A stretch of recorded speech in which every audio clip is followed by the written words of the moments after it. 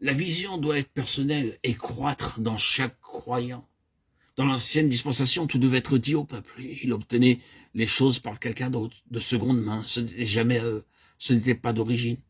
Dans la nouvelle dispensation, celle du Saint-Esprit, la chose s'est trouvée en eux-mêmes. La source était en eux. Cependant, la chrétienté est devenue dans une très large mesure un système qui est retourné au niveau de l'ancienne dispensation. Cela signifie que nombreux sont les chrétiens qui ont leur vie fondée sur des messages et sur des sermons qui vont de réunion en réunion afin que d'autres leur disent certaines choses. Combien de chrétiens rencontrez-vous aujourd'hui qui vivent réellement dans une personnelle et véritable révélation de Jésus-Christ? Je ne pense pas que ce soit quelque chose de peu d'importance. Le grand besoin de nos jours, c'est que le peuple de Dieu soit rétabli sur la même base que l'Église au commencement, sur la base du Saint-Esprit. Cette base n'est pas constituée en ayant de nombreuses informations données aux chrétiens, mais quand les croyants ont cette faculté de la vue spirituelle en eux-mêmes, cette capacité pour voir, afin qu'ils puissent voir par eux-mêmes. Pouvez-vous dire, mes yeux sont ouverts, je vois le dessein éternel de Dieu. Je vois ce que Christ signifie, je vois de plus en plus le Seigneur Jésus. S'il n'en est pas ainsi, le Saint-Esprit sera derrière nous, et nous devrons faire demi-tour et revenir en arrière pour le retrouver là où nous l'aurions laissé, car la vie dans le Saint-Esprit est une vie de croissance constante de la vision. La vision est absolument vitale. Elle l'est en tant que faculté à l'égard de l'objet même de cette vision. Nous devons voir que pour conserver cette faculté vivante et une vision grandissante, le Saint-Esprit doit posséder un instrument. Il œuvre toujours par le moyen d'un instrument, et cet instrument, c'est la croix, c'est-à-dire le principe de la croix du Seigneur Jésus. Et cela signifie la suppression de tout ce qui ne veut pas entrer dans le nouveau royaume, mettant en évidence ce qui est aux yeux de Dieu est mort et doit être jeté, la totalité de la vie, du moi, de l'ego dans toute sa splendeur. Appelez cela par un autre nom si vous le désirez, la chair, la vie naturelle, le vieil Adam, et ainsi de suite.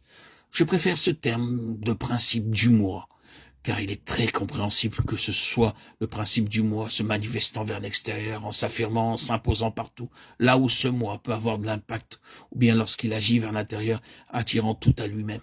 Oh, il y a beaucoup de facettes de la vie du moi dans ces deux directions. Nous pouvons identifier celles qui sont les plus évidentes, mais savons-nous jusqu'où cette vie de moi est enracinée profondément en nous, avec toutes ces nombreuses ramifications? Oh, nous ne parviendrons jamais au bout dans ce domaine. Ce principe s'étend tentaculairement dans toute notre constitution.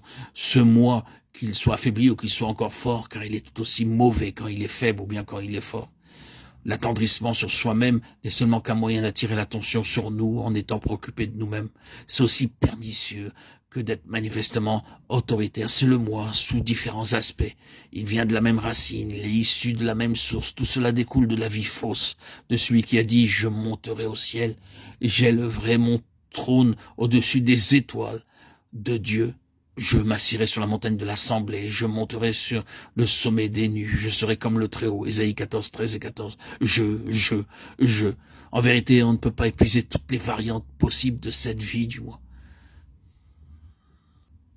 Donc, comme elle est si variée, tellement étendue et enracinée, le Seigneur n'agit pas une fois pour toutes à son égard.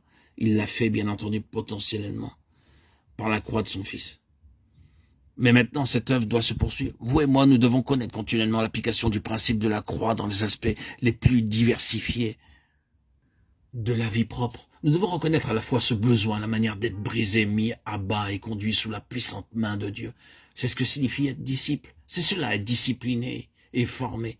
C'est dans ce domaine que le Saint-Esprit intervient sans répit contre la vie du moi. Même lorsqu'il s'est agi d'un apôtre comme Paul, expérimenté et aussi bien crucifié. Il était nécessaire à cause du grand dépôt divin que Dieu, par précaution, place une écharpe dans sa chair et un messager de Satan pour le souffleter, afin qu'il ne s'enorgueillisse pas. 2 Corinthiens 12, 7.